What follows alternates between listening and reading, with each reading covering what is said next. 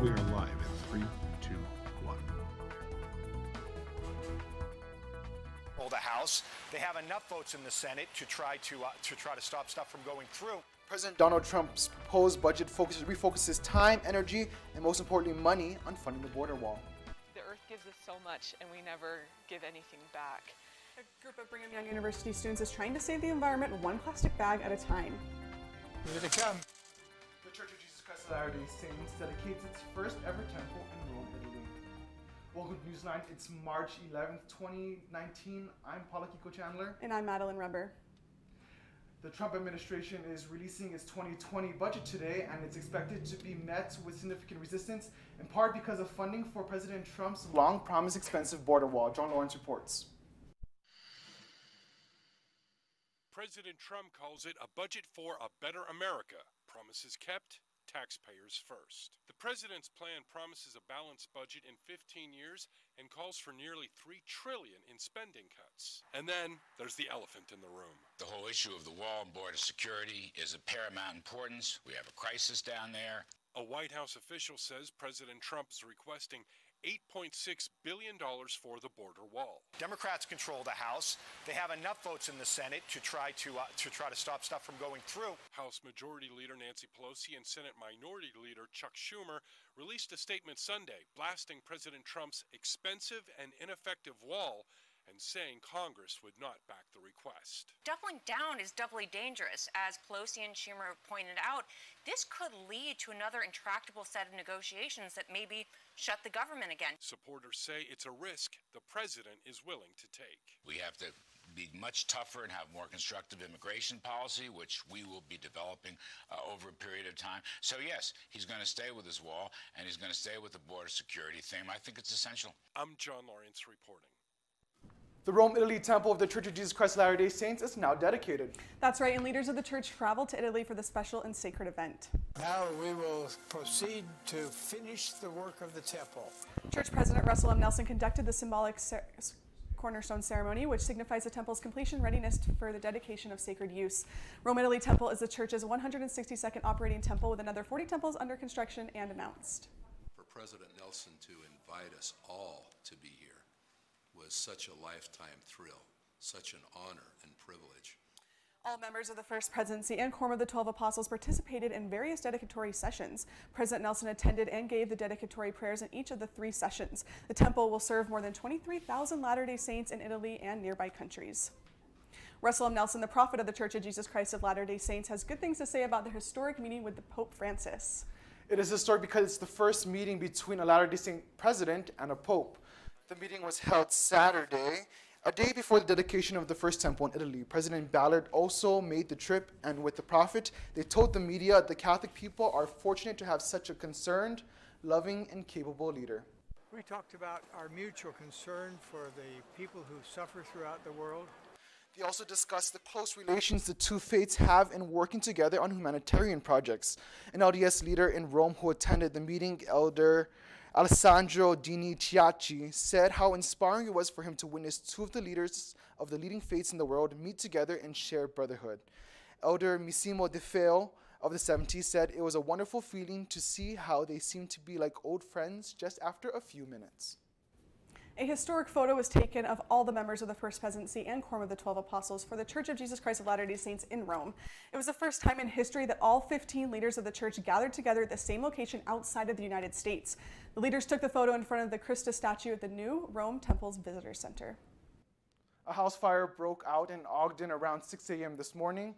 The fire was located at 4821 Van Buren Avenue. The fire department reported that the heavy fire was on the first floor. No one was found in the house, but a cat was rescued from the basement. Officials say that carbon monoxide levels have decreased from the fire, and all firefighters have been accounted for. A man is being tried for murder in court today for a 29-year-old cold case. In October of 2017, 63-year-old Michael Kufrin was charged and arrested for the murder of Peggy Sue Case. Kufrin was taken into custody in Illinois and then booked into Utah County Jail after Case's remains were found in his former house in Spanish Fork. Earlier today, Kufrin was tried at the 4th District Court in Provo. It is the final week of the 2019 legislative session. Many proposed bills are reaching its time to be passed or rejected. Lawmakers are expected to finalize the statement budget and discuss Lawrence Law, which would place new liability on gun owners. The bill is in memory of slain Utah student Lauren McCluskey.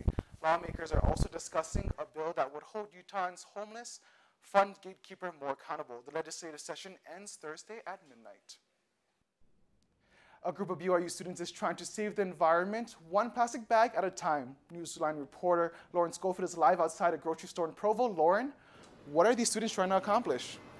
These BYU students want plastic bags to either be taxed or completely banned from Provo grocery stores. This has also been banned in Moab and Park City. Usually when you go grocery shopping, you don't notice how many plastic bags you use. However, Americans actually use 100 billion plastic bags every year, which equals almost one bag per person every day. Several BYU students are trying to get plastic bags taxed in Provo if they can't get them banned. The earth gives us so much and we never give anything back. We need to take better care of our earth. So far, they have talked with local grocery store owners about it.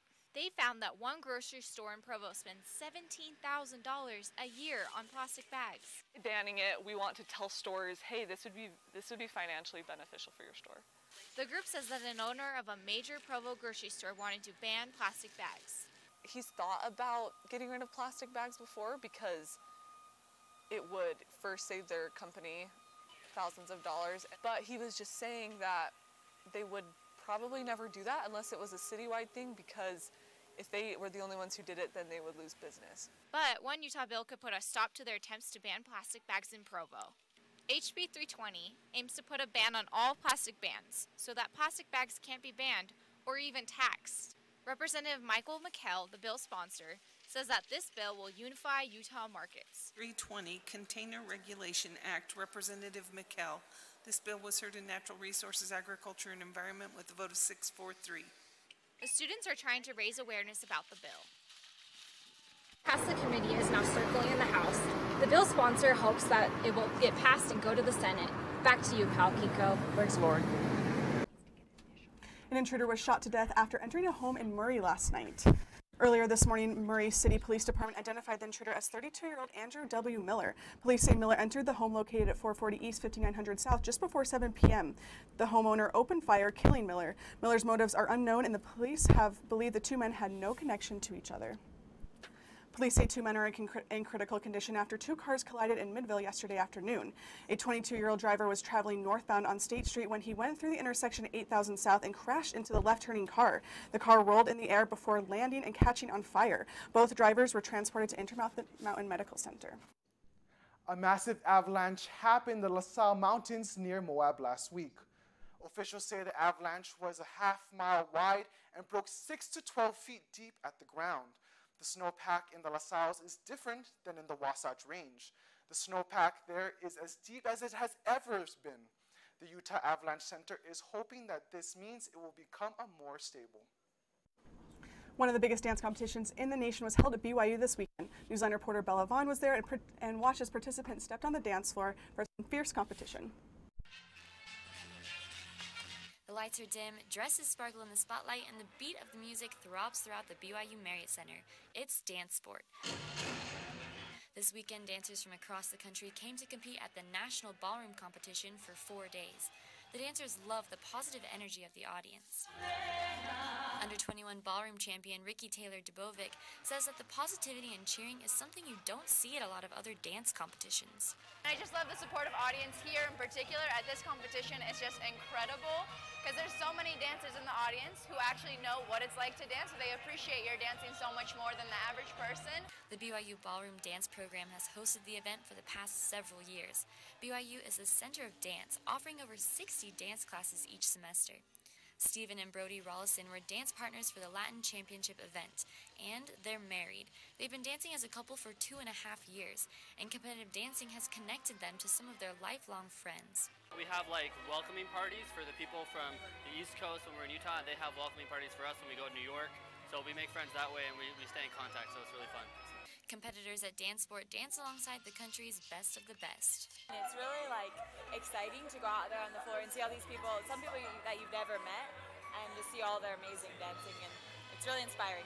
Dancers can compete in multiple events. The waltz, foxtrot, cha-cha, and samba are just a few of the dances you see at Dance Sport. Reporting for Newsline, Bella Vaughn, Provo. Investigators are looking into what caused a 737 jet to crash in Ethiopia, what Boeing is doing to prevent more crashes, and why it may affect future flights on several airlines. I think that VidAngel getting shut down kind of serves them right. The battle between 3 major film studios and VidAngel comes to an end, what the courts ruled, and the results of the lawsuit after the break. It's nice to see a female superhero, like a movie about a female superhero. Masses of angry fans take to the internet to solidify their criticism of Marvel's latest movie, Captain Marvel, what they're trying to do, and if they're likely to succeed. Some snowfall in Nebraska allows for a storybook adventure, and we'll tell you whether we've got more snow coming or if we've made a break for spring.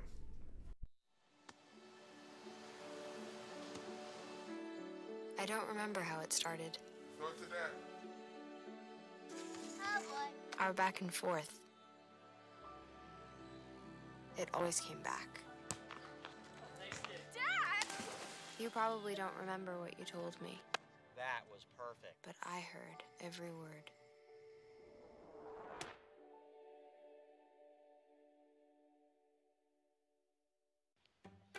What's Beethoven's favorite fruit? Banana. How does a tissue dance? Put a little boogie on it.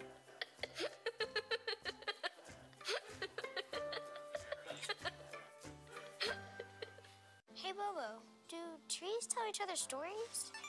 I'm sorry. I'm afraid I don't know that. Hey, why don't we go find out? Listen.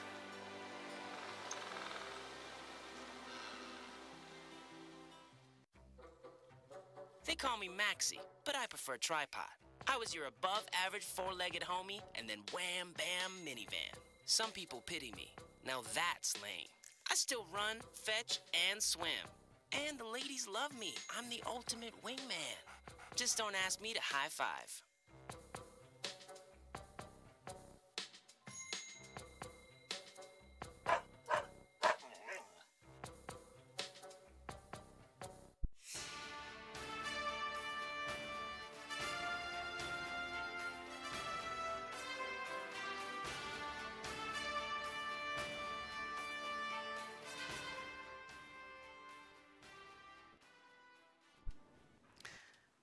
Boeing has grounded all of their 737 planes in response to the Ethiopian Airlines flight that crashed shortly after takeoff, killing all 157 people on board.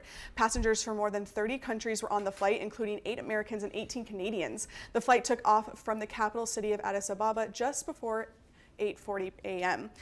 It lost contact with air traffic control and went down 6 minutes after takeoff. Officials are still investigating what caused the crash to go down. A woman got attacked by a jaguar in a zoo while trying to take a selfie. The attack happened at the World Zoo in Arizona. Witnesses say they saw her crossing over a barrier to take a picture of the jaguar enclosure.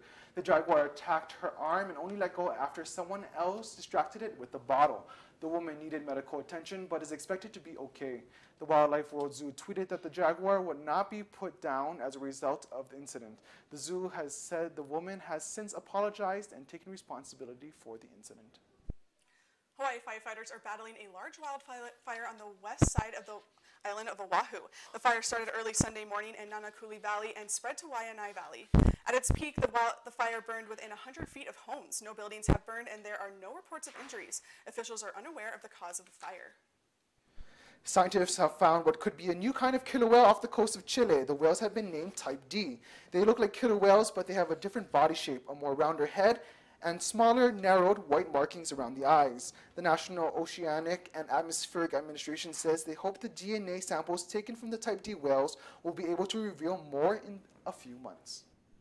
VidAngel is waiting to find out how many millions of dollars they owe Disney, Warner Brothers, and Fox Studios just after a judge ruled against them in court. Cassidy McKinney joins us now from Newsline with about the 3-year lawsuit. Cassidy, why did the courts rule against VidAngel? 3 major film studios were able to prove in court Wednesday that VidAngel violated their copyright. Even with this ruling, VidAngel believes that they are innocent. Where shall I go? What shall I do? Frankly, my dear, I don't give it. VidAngel, a video streaming platform that allows users to filter nudity, violence, and profanity from movies, has lost its copyright lawsuit against major Hollywood studios. CEO Neil Hansen launched the company with his brothers in an effort to make entertainment more wholesome for his home. We wanted to share really great stories with our children without having them repeat certain things to their siblings in the home. VidAngel was founded right here in Provo in 2014. And in 2016, several Hollywood producing companies came together to sue VidAngel, saying that the company infringed on their copyright. VidAngel's original business model involved using software to decrypt the DVD's anti-piracy measures. The company would then store the files in streaming format, sell the DVD for $20, and buy back the DVD for $19.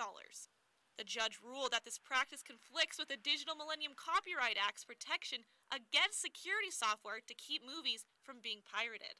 Salem Hills High School student Chris Rook believes that VidAngel broke the law. I think that VidAngel getting shut down kind of serves them right. They're taking Hollywood videos and they are changing them and taking out parts and editing them. Other students think that what VidAngel doing is important for young adults like them. But it's good to have censorship on the videos so we can explore genres. The next step for VidAngel is going to trial against the plaintiffs to determine what the damages will be. On June 11th, a jury will decide if VidAngel is innocent or willful in their copyright infringement. Thanks, Cassidy. Marvel's first female-led Marvel film, Captain Marvel, is one of the biggest box office hits with a female lead in movie history. Despite efforts of online trolls, NewsLine reporter Lauren Neff caught up with moviegoers to get their take on the film. Heroes. Noble warrior heroes. Captain Marvel racked up $150 million domestically over the weekend and an 80% certified fresh approval rating on Rotten Tomatoes. I liked her as a character. I really liked her personality and stuff. Reminds me a lot of my mom. However, there's a group of disgruntled viewers expressing their disapproval online. These angry fans, who are mostly men, typed away en masse to review bomb the film, even before it was released. Rotten Tomatoes reportedly removed thousands of these negative reviews hours after the movie was released. The remaining reviews are mostly positive across gender lines. However, 75% of negative reviews of 2 stars or less were made by men, and that's not even including dozens of anonymous reviews. Like, probably one of the worst Marvel products ever, or expect the feminist bits throughout the film, but if you can get past that, then the movie was watchable. Captain Marvel joins a long list of movies with female leads that received similar backlash from male audience members, including Mad Max Fury Road, Ghostbusters, The Force Awakens, and Wonder Woman.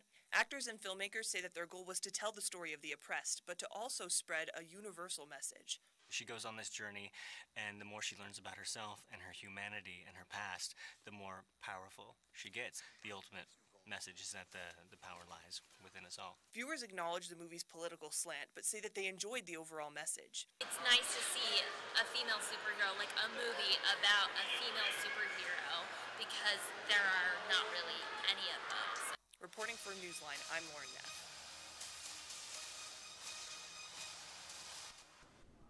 Clocks turn 1 hour forward on Sunday for daylight savings.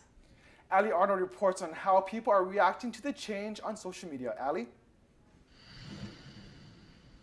Daylight savings happened on Sunday, and most everyone in the continental United States lost one precious hour of sleep. And it's messing with people's minds, like this user who said, me watching the time go from 1:59 a.m. to 3 a.m. Most people are confused why it feels so early going to sleep and why they're so sleepy waking up. One user illustrated this by writing, brain, go to bed, you have work tomorrow, me. But it's only 9:15, brain, it's 10:15, me. It's 9:15 in my heart.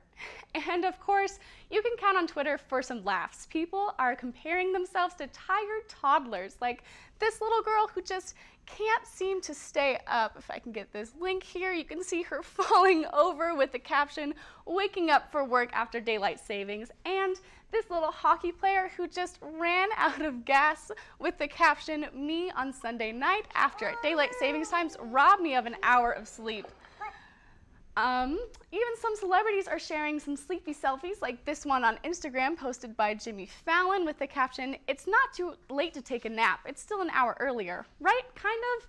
Can it start on Monday, but no need to fret. It's National Napping Day. So you can make up that 1 hour lost on sleep, and I know I will.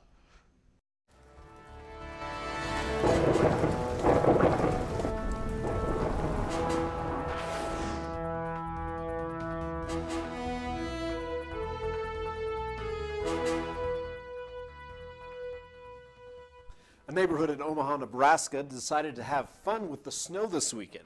No, you're not seeing things. That frosty is 18 feet tall. 2 neighborhood families began working on it Saturday afternoon. And believe it or not, it took just a few hours to complete. Temperatures are rising though, so Frosty's days are numbered. And while Frosty won't be getting any more snow for at least a few days, here in Utah we're looking at a bit of snowfall later this week. As we actually look, this is kind of the weather front that's coming in. It's probably going to hit around Wednesday, but this is going to be snow, rain, mixture of that, maybe some sleet mix in there. But temperatures are going to be falling overall. So as we can see here, it's going to be that purple, which is going to be lower temperatures. But then that green's going to come in. It's going to get warm. And so it is going to be cold Wednesday, but hopefully we'll start looking at more of those spring weather coming up at the end of the week. Looking at today, we're actually a little bit chillier than we were last week. Highs are in the 40s, which is good. A couple in the 30s like Vernal. St. George is at 62 degrees, which I think is the first time we've seen that. And then as we go to our lows for the day, we'll actually see Salt Lake is just under freezing. Provo's just under freezing. And then we do have a few in the 20s like Vernal and Logan, Wendover. St. George does keep it around 45 degrees. So overall, temperatures will be a little bit cooler than they've been, but generally pretty good. Going down to southern Utah for their 5-day forecast, we're going to be looking at cloud cover and sunshine. Really, it's going to mainly be sunshine with the clouds just coming in, blocking that sunlight for a couple hours, and then you'll get back to that sunshine once more. Temperatures are looking pretty steady. And then as we look at the northern Utah, we're looking at clouds, rain, and generally pretty good weather. And like I said, the temperatures will be rising towards the end of the week. And so we are hoping for a lot of that spring weather, especially next week. We'll be right back. See on page 4 that the projections need to be earthquake next Thursday. Seriously? Thursday? Can't do that. This is really inconvenient. I have yoga that day. I have no time for this. So. I can't do Thursday, but I can do Friday. Disasters don't plan ahead. You can. Talk to your loved ones about how you're going to be ready in an emergency. Don't wait. Communicate.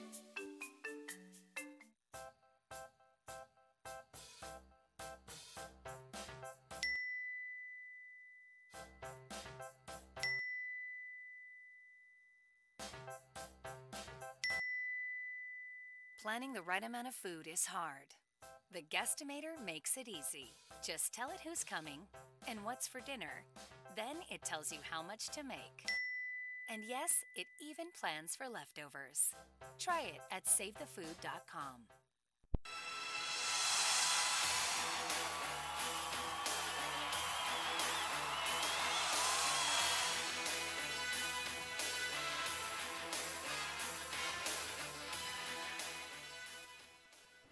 It was a big weekend for BYU men's basketball fans. However, it did not go as planned when the Cougars were upset by 23 points to end their season.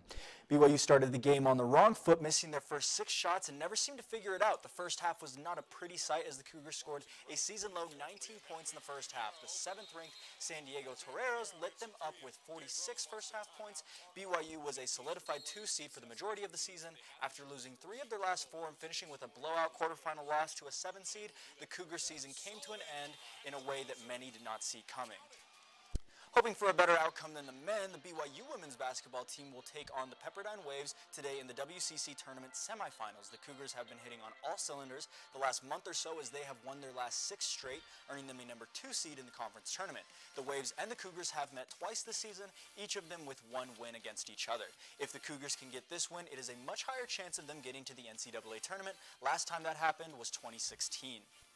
U.S. Olympic track cyclist Kelly Catlin has died at the age of 23.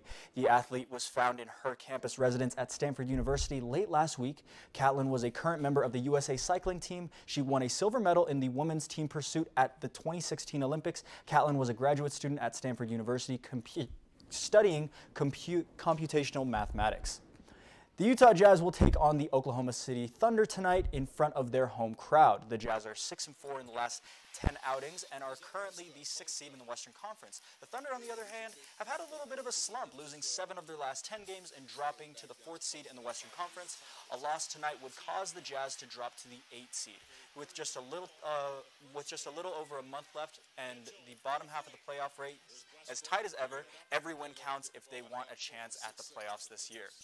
BYU has reached a deal with Nike on a new 7-year contract to extend through 2026. The contract includes all sport footwear, apparel, and equipment. This deal doubles the annual value.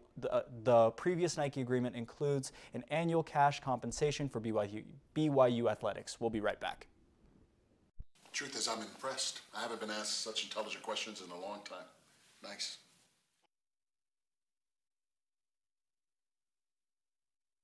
These are cool. Did you, what did you?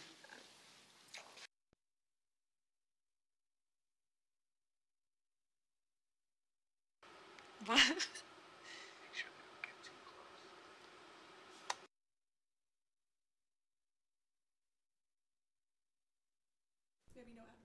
If you got a tough and gruff biker child, Harley-Davidson has you covered. These two-wheeled electronic previously made by bicycle brand Stagtic will hit the shelves with Harley-Davidson branding and style. The bikes come in 2 different models, which both top out at 10 miles an hour and cost close to $700. Harley-Davidson says they hope their investment in electronic bikes will offset the drop in internet for old-fashioned bikes.